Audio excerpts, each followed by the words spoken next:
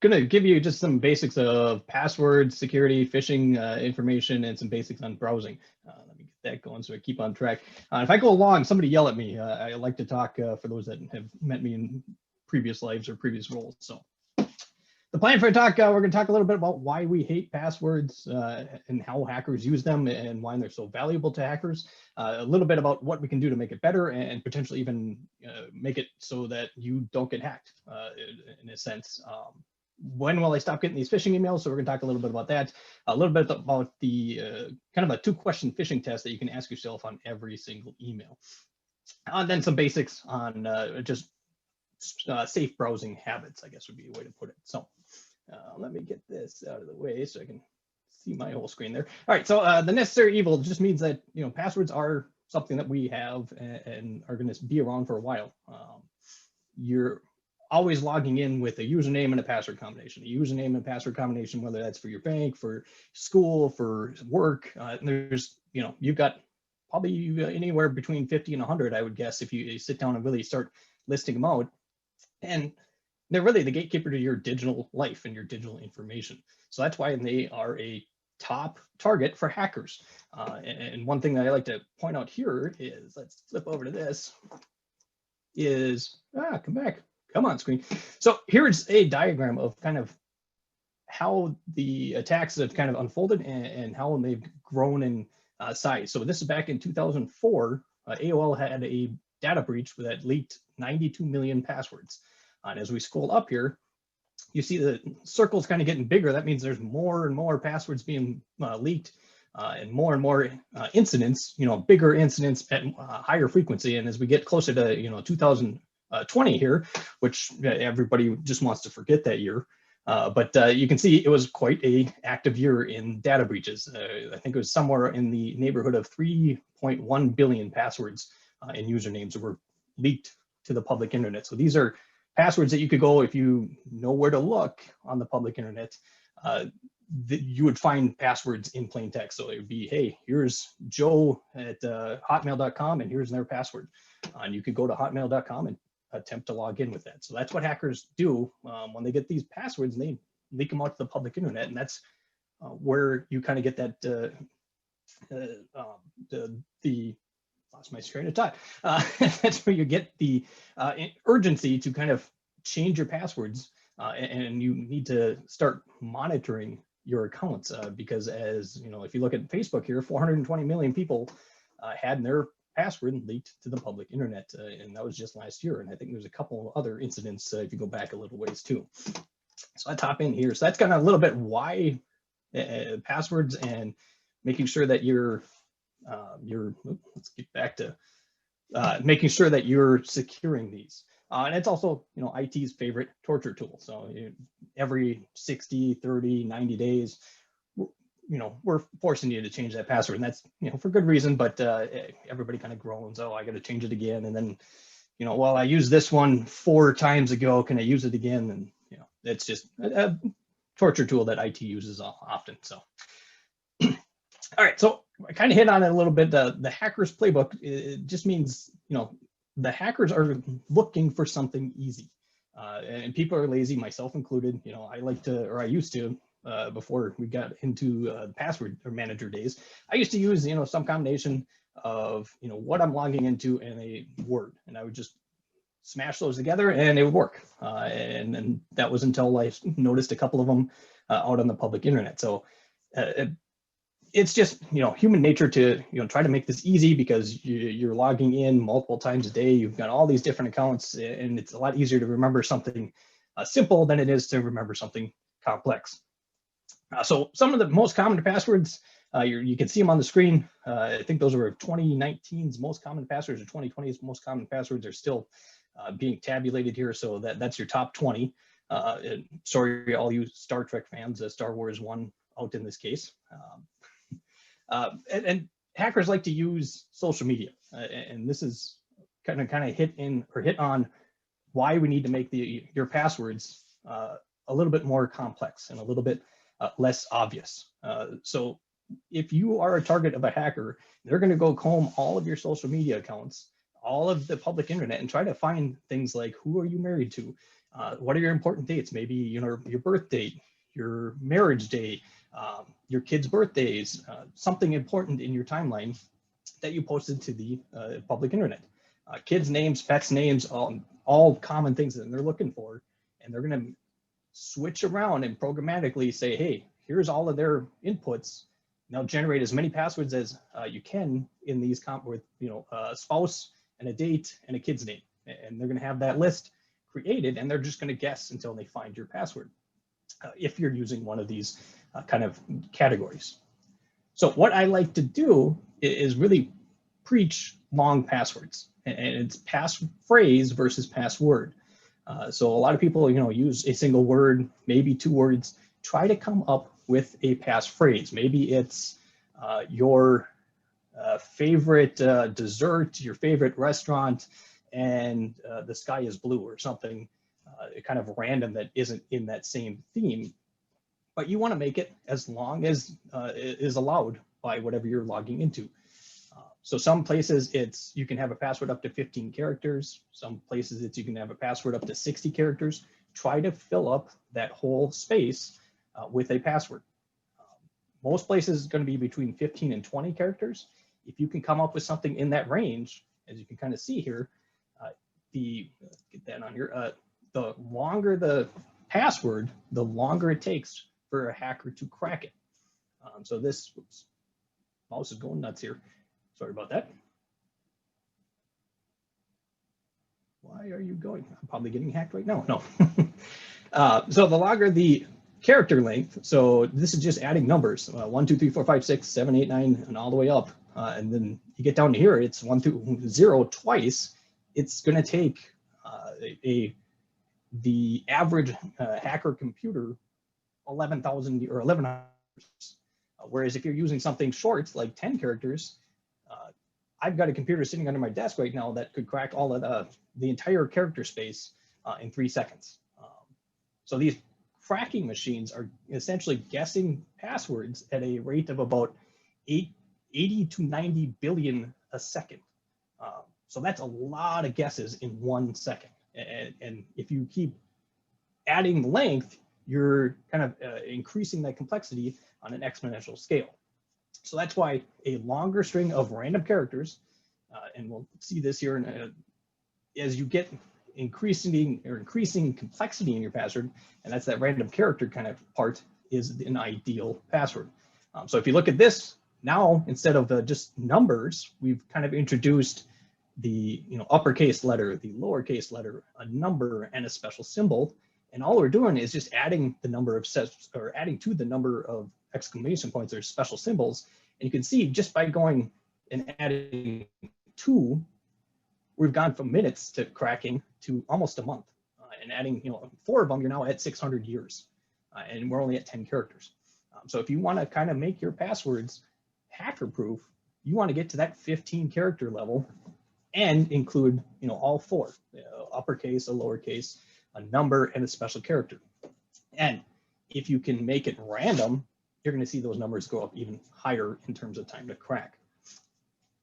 So what can you do to make this a little bit easier? Because you've kind of got to play that balance of, all right, I have a 15 character random string that's capital X, lowercase z, 3, 6, 5, colon, curly bracket. You're never going to remember that unless you have a really, really good memory, and I have a terrible memory. Or the other end of that is you've got a really long password, but you're using it on every single account. So what we try to do and preach in cybersecurity is use long passwords and also use different passwords for every single account. The reason being, if you go back to the bubbles that I showed you, there are so many passwords out there on the public internet that if you are using a long password, say a 15 character password, but that whatever you are using it on gets breached and that gets leaked out to the public, that 15 character password, well, it's a great password. You will need to, watch out, because they like to take those and then take your username and pivot and say, hey, we've got, Joe at hotmail.com's 15-character password. Let's go try, instead of Hotmail, let's go try US Bank or Wells Fargo and that same password. And now they have access to your banking information because you use that same password. So an easy-ish way to do this is to get a password vault or password manager. Now, there is one issue with this in that let's back up a step here. A password vault or a password manager, it's kind of putting all of your passwords and usernames into one kind of management suite. And you just remember one really, really, really, really good password to unlock all of your passwords. And I'll show you that here in a second. And then that's the kind of Achilles heel of these solutions, is that if you forget or if you don't use a strong enough password to access your password vault, then you're gonna, if they guess that, they've got the keys to your kingdom in every single password. So some of these options are LastPass, 1Password, Dashlane, KeyPass. These are all free options, free password managers out there. I'll show you mine here in a second. It's a LastPass solution. I like it because it goes between my phone and all my computers. There's online, offline, form filling, family sharing, password creation. And the big thing here is at the bottom, that two-factor authentication capability. So what do I mean by two-factor authentication? This is kind of how you really hacker-proof your password. So if you've got a 15-character password and you add two-factor authentication, it's going to be nearly impossible for a hacker to get into your account by cracking your password, and they're going to have to figure out a different way. Two-factor authentication is just that, the little token down here, or maybe it's a code to your cell phone, or maybe it's you need a thumbprint or your Face ID on Apple iPhones. So it's some kind of additional input that's needed. Now, it's not security questions, and I want to make that clear, is that security questions are the same thing as a password, and there's something and there's something that hackers can guess. You want something that gets sent to your phone or sent to a token or sent, the biometrics. You want that in addition to your password. So it's just an extra step to log in. So it's a little bit extra on your end, but it just increases that security factor. Just want to check the chat here quick. Okay, and it's included in many free password vaults. So let's get out of this here for a second. I'll show you LastPass here. So this is my LastPass vault. You'll notice there's no password showing. It's just my emails. If you want to email me, feel free. But each one of these little squares is one of my emails or one of my accounts. Let's see if I can move this out of the way. And it's nice because there's little browser extensions that you can add. So if you use Chrome or Firefox or Edge, you can add an extension so it'll automatically enter your username and password wherever you're going to log in. And you can also enable two-factor, which I won't show you because that will show something else here. But this is just a easy solution. So what I would suggest if you aren't using Password Manager yet is to go find one, whether it's LastPass or something else, download it, and start setting it up. And don't try to get all of your accounts in one night. As it's much easier to go, as you get prompts or emails saying, hey, reset your password, or as you create new accounts, you can build up your password manager or password vault over time. So I'll show you one here quick. I don't have a members credit union username and password, so I'm just going to show you how easy it is to create one of those, or to create a password and store that in your password vault. So I'll just do test here, and then here's my little browser icon, and I can come in, move this out of the way, and I can say, hey, I need to generate a secure password, and I want 50 characters. So we'll just go 50 characters.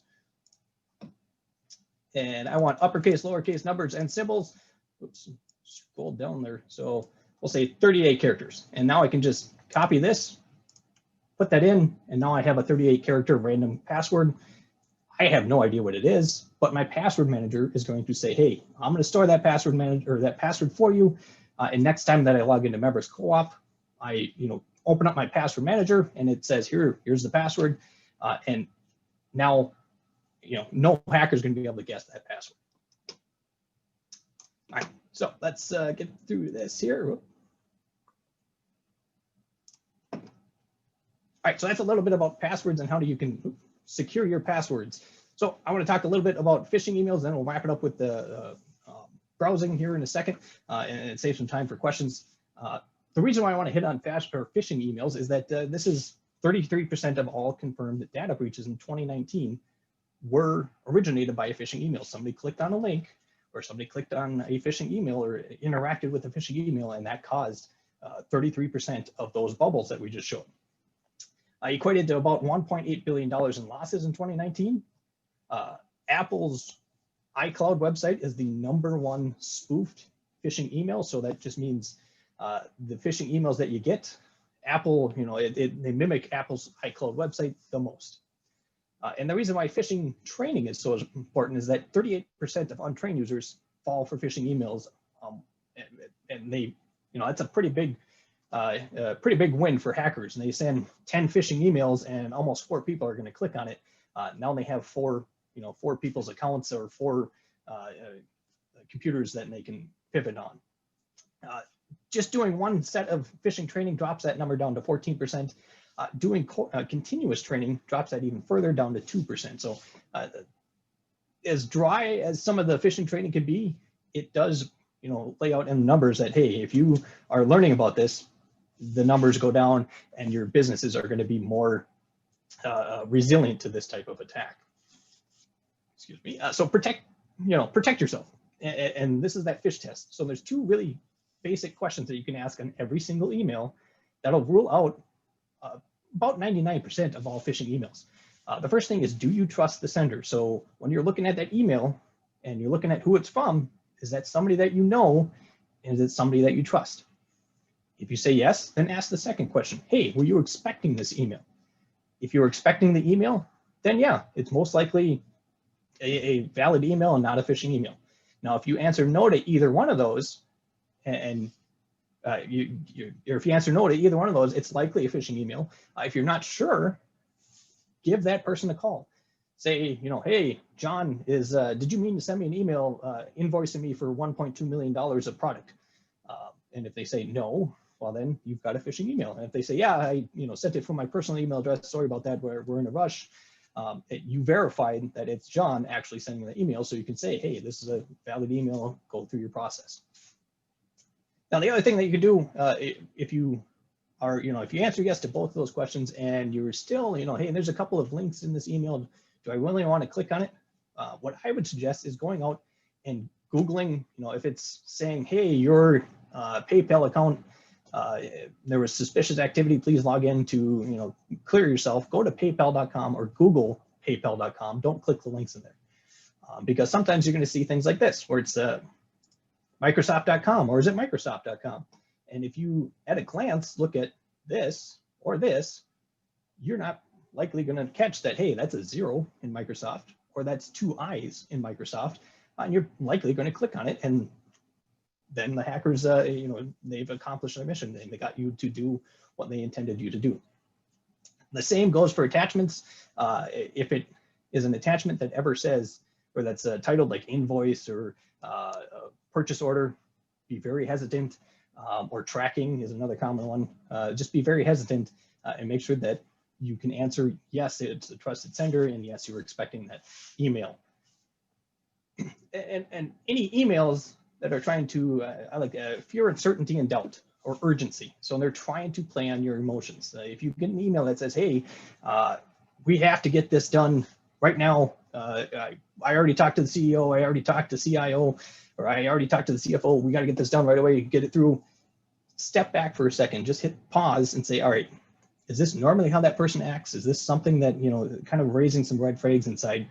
Because it's, urgency, it's trying to create some doubt in that, hey, I already went through the process.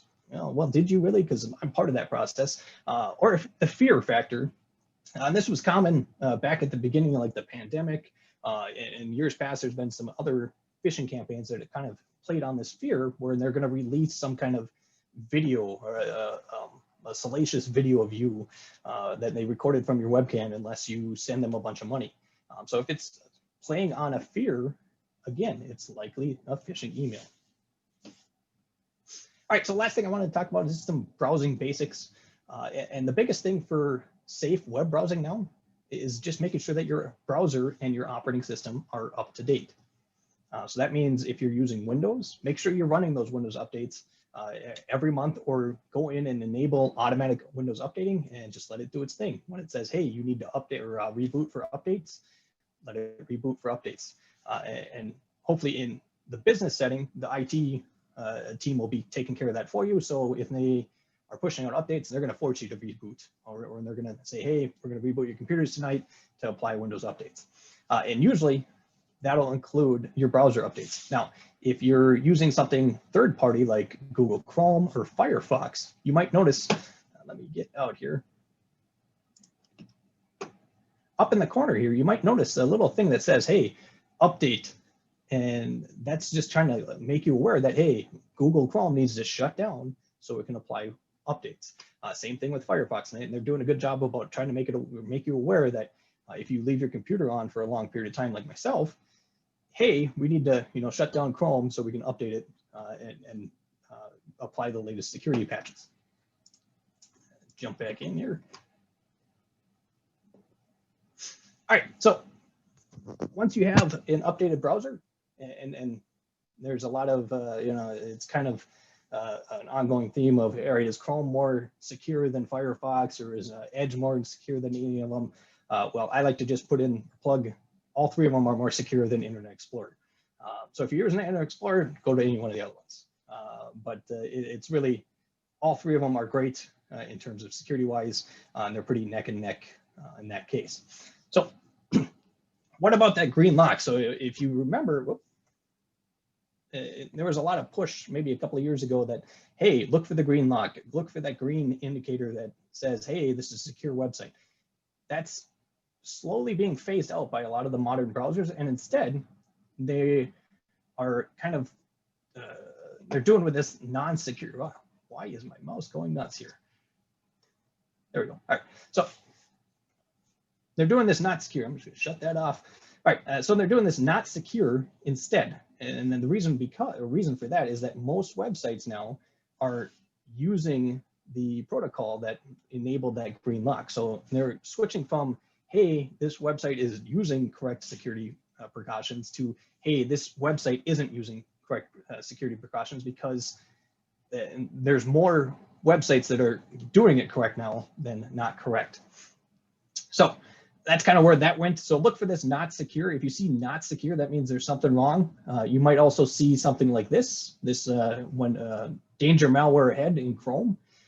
Or you might see something like, hey, this website isn't secure, where you need to click either go back, which I would suggest you do, unless you know who owns that website, kind of like personal level.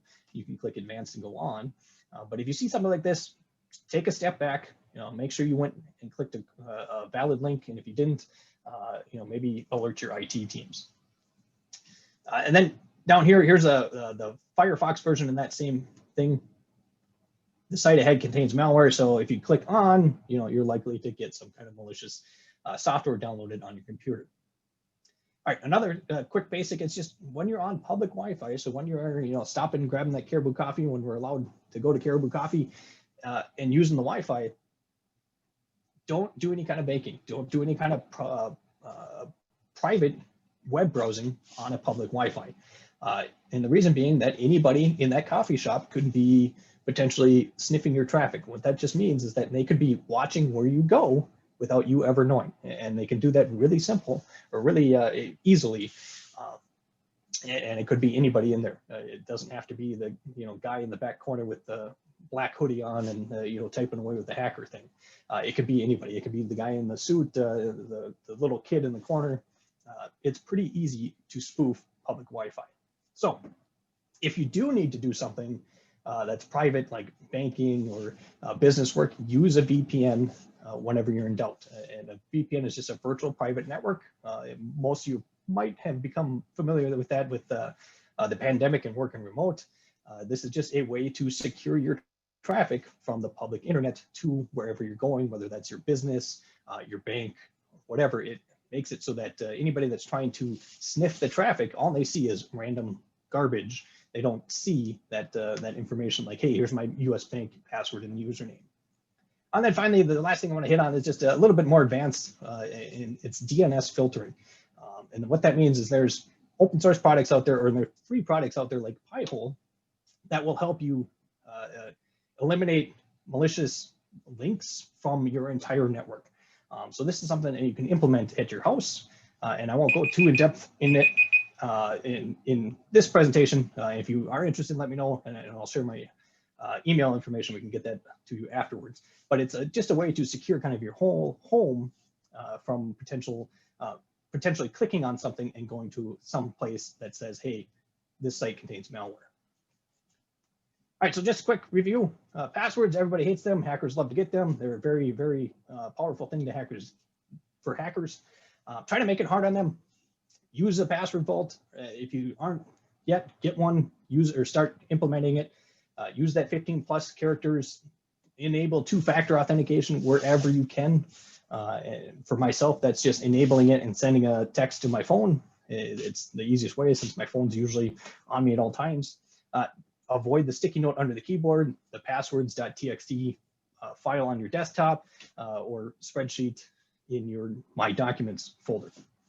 And then finally, don't click on links or attachments before you verify them. So ask those 2 questions. Do you trust the sender? Were you expecting this email?